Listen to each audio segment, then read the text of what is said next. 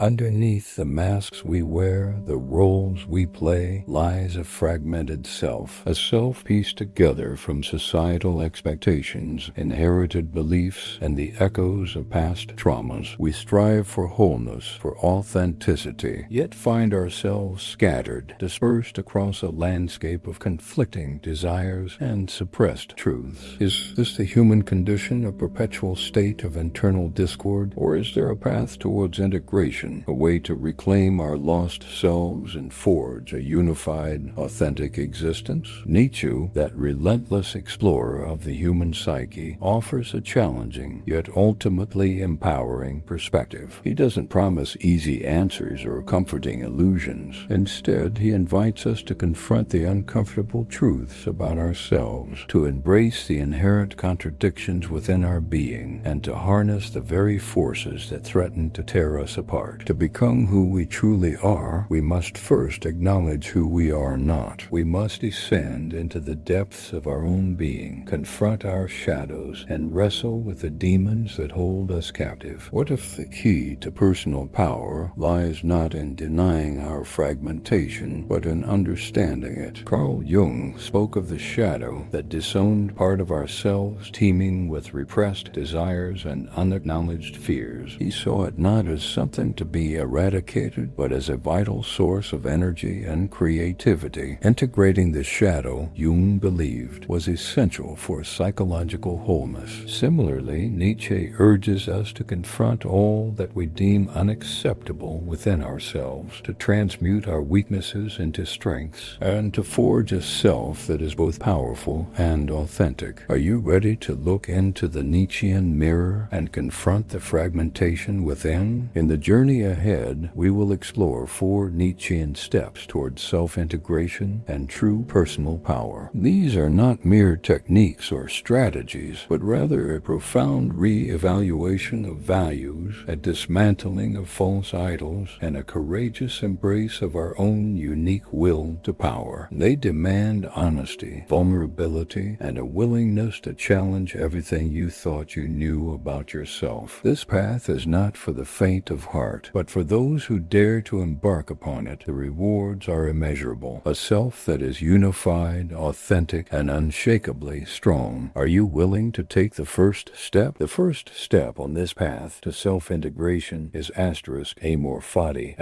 the love of fate. But what does it truly mean to love fate? It's not about passive acceptance, about resigning ourselves to victimhood. It's about actively embracing every aspect of our past, even the painful ones, as fuel for self-creation. It requires us to look into the shadows of our past and find the hidden strengths forged in adversity. Consider the internal resistance we often feel towards self-overcoming, that mental inertia that prevents deep self-reflection, or the psychological permeability that makes us so susceptible to external influence, the constant drain of seeking approval from others. These are wounds, yes, but they are also opportunities. They are the raw materials from which we can sculpt a more resilient, more authentic self. What if the very things that hold us back are also the keys to our liberation? Think of a shattered expectation, a dream that crumbled before your eyes. The pain is undeniable, the disappointment profound. But within that shattered dream lies the potential for something new, something stronger. Perhaps the path you were on was not the right one for you. Perhaps this setback is a redirection, a chance to forge a new path, one that is more aligned with your true self. Can you see the potential for growth in your past failures? To begin this process of embracing your fate, let's try a simple journaling exercise. Choose a past failure or trauma, something that still causes you pain. Recount the experience in detail, allowing yourself to feel the emotions that arise. Then reframe the experience by identifying the lessons you learned and the strength you developed as a result. How did this experience make you a stronger, more resilient person? What did you learn about yourself and the world around you? Nietzsche said, "That which does not kill us makes us stronger." But this is not a passive process. It's not about simply surviving hardship. It's about actively forging ourselves through the fires of experience, about transforming our pain into power. It's about choosing to love our fate, not because it is easy, but because it is ours. Are you ready to embrace the shadow of your past and transform it into a source of strength? The second step on our journey is perspectivism,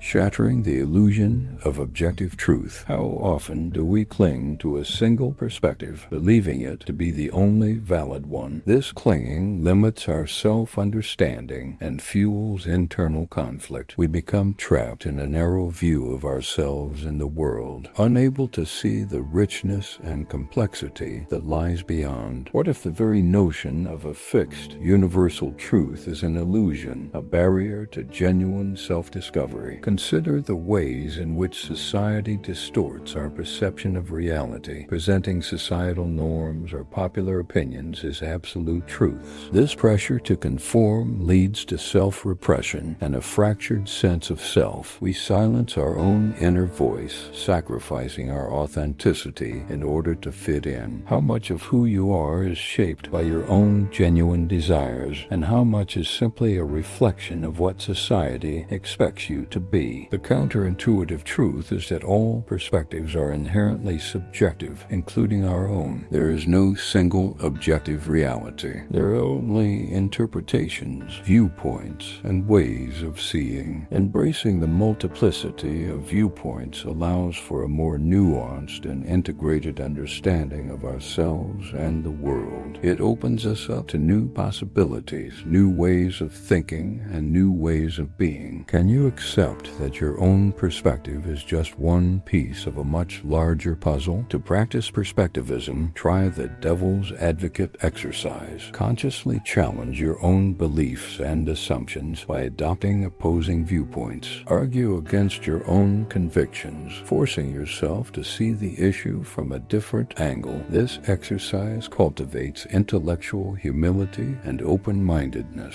It helps us to break free from the trap of rigid thinking and to embrace the fluidity of reality. Are you willing to challenge your own most deeply held beliefs? Nietzsche's concept of perspectivism is like a kaleidoscope. Each turn reveals a different facet of reality, a different way of seeing the world. The more perspectives we embrace, the richer and more complete our understanding becomes. It's not about abandoning our own beliefs, but about recognizing their limitations and being open to new possibilities. Are you ready to shatter the illusion of objective truth and embrace the kaleidoscope of perspectives? The third step demands a radical revaluation of values deconstructing your moral code. How many of our beliefs, our values, are truly our own? How many have we simply inherited from our parents, our culture, our society? Nietzsche urges us to question everything, to examine the origins of our moral code, and to determine whether it truly serves our own authentic desires and aspirations. What if the values we hold most dear are actually hindering our self-integration and personal power? Consider the hidden resentments that can lie beneath our internalized societal values. Are these values rooted in a genuine desire for good, or are they fueled by resentment and a desire to suppress individual power and authenticity? Are we upholding these values because we truly believe in them, or because we fear the consequences of deviating from the norm? How much of your moral code is driven by fear, guilt, or a desire for approval? Nietzsche warned against the dangers of master-slave morality, where the values of the ruling class are imposed upon the masses, leading to self-oppression and a fragmented sense of self. Blindly accepting societal values can hinder our true personal power, preventing us from becoming who we are truly meant to be. Are you living your life according to your own values, or are you simply following the dictates of a system designed to keep you in your place? To begin this process of revaluation, try the moral audit. Examine your own values and beliefs, questioning their origins and motivations. Ask yourself, where did this belief come from? What purpose does it serve? Does it align with my own authentic desires and aspirations? Consciously choose which values to embrace based on your your own critical self-reflection. Are you willing to discard the values that no longer serve you, even if they are deeply ingrained? Nietzsche said, "There are no moral phenomena at all, but only a moral interpretation of phenomena." This highlights the subjective nature of morality and the importance of critical self-reflection. It reminds us that we have the power to create our own values, to define our own meaning, and to live our lives according to our own authentic code. Are you ready to deconstruct your moral code and create a new one that aligns with your true self? The fourth and final step is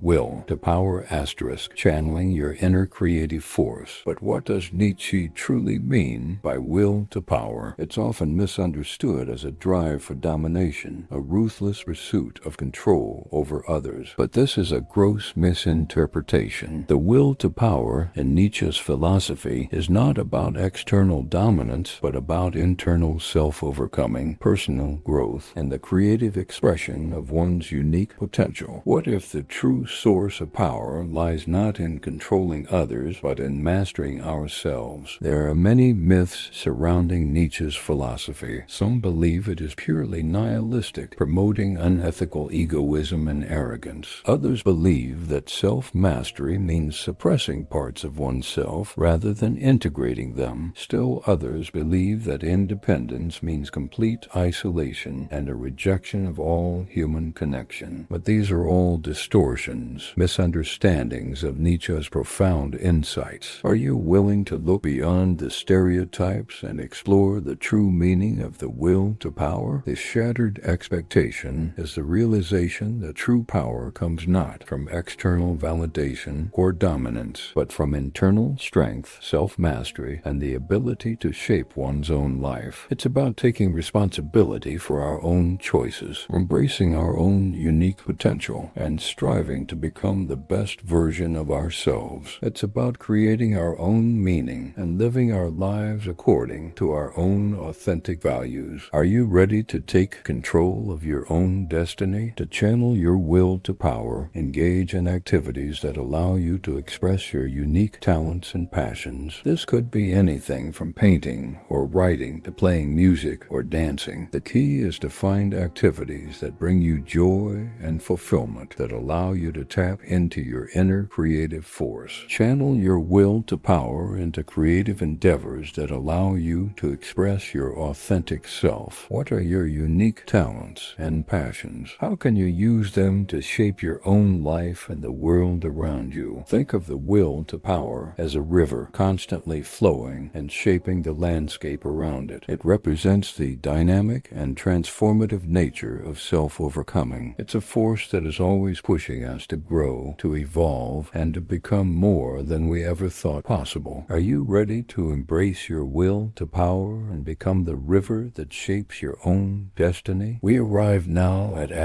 Nietzschean self-integration, the symphony of the self. We've explored amor fati, perspectivism, and the revaluation of values. We've unleashed the will to power, but how do we bring all of these elements together? How do we synthesize these insights and create a cohesive and authentic sense of self? How do we overcome the mental, emotional, and existential factors that sabotage our psychological mastery, intellectual independence, and unshakable inner strength? The key is to embrace the contradictions and complexities within, to recognize that we are not perfect, that we are not always consistent, and that we are capable of both great good and great evil. It's about accepting all aspects of ourselves, even the ones we don't like, and integrating them into a unified whole. It's about creating a symphony of the self, where each instrument plays its unique part in harmony. Are you ready to conduct your own symphony? Imagine a viewer who feels constrained by societal expectations or vulnerable to manipulation. The channel's promise of radical independence or psychological mastery triggers a dopamine response associated with the potential for gaining control and overcoming these challenges. This offers a path to self-authorship, a way to break free from the chains of external influence. But this is not a passive process. It requires active engagement, constant constant self-reflection and a willingness to challenge our own assumptions. Are you willing to put in the work? It's important to remember that self-integration is not a one-time achievement, but a continuous process of self-discovery and self-creation. There will be setbacks, challenges, and moments of doubt, but it's through these experiences that we grow, that we evolve, and that we become more fully ourselves. Embrace the journey, embrace the struggle, and never stop striving to become the best version of yourself. Are you committed to the ongoing process of self-integration? Think of the integrated self as a symphony orchestra where each instrument represents a different aspect of the self. The strings represent our emotions, the brass our will to power, the woodwinds our intellect, and the percussion our passions. When each instrument plays its part in harmony, the result is a beautiful and powerful whole. But if one instrument is out of tune, or if one section is overpowering the others, the symphony will be dissonant and unpleasant. Are you ready to conduct your own symphony, bringing all of the different aspects of yourself into harmony? We have reached the end of our exploration of Nietzschean self-integration, but in truth, this is only the beginning. The 4 steps we have discussed, amor fati, perspectivism, the revaluation of values, and the will to power are not a destination, but a map for an ongoing journey of self-discovery and self-creation. They are tools to help you navigate the complexities of your own inner landscape and forge a path towards authentic personal power. But the real work begins now as you integrate these principles into your daily life and continue to strive for self-mastery. Remember the transformative potential of these steps. Embracing amor fati allows you to reclaim your past and transform your pain into power. Practicing perspectivism shatters the illusion of objective truth and opens you up to new ways of seeing yourself and the world. Reevaluating your values allows you to break free from societal constraints and create a moral code that aligns with your authentic desires. And channeling your will to power allows you to express your unique potential and shape your own destiny. But this journey is not always easy. It requires continuous effort and self-reflection. There will be moments of discomfort, uncertainty, and doubt. You will be challenged to confront your own limitations, to question your own beliefs, and to step outside of your comfort zone. You will face resistance from within and from without as you challenge conventional wisdom and forge your own path. How will you respond to these challenges? Will you succumb to the temptation to retreat back into the familiar, or will you embrace the discomfort and continue to strive for self-overcoming? Nietzsche himself reminds us that this path demands courage. It requires us to be willing to stand alone, to challenge the herd, and to create our own values. It requires us to embrace our own unique potential, even if it means defying the expectations of others. It requires us to become who we are in all our messy, imperfect, and glorious individuality. Are you ready to embrace this challenge? Nietzsche left us with a powerful call to action. Become who you are. This is not a passive acceptance of fate, but an active striving for self-overcoming. It's a lifelong commitment to growth, to evolution, and to the realization of your own unique potential. It's a call to embrace your inner symphony, to conduct your own orchestra, and to create a life that is both meaningful and authentic. What will you create? What symphony will you conduct? The choice, ultimately, is yours.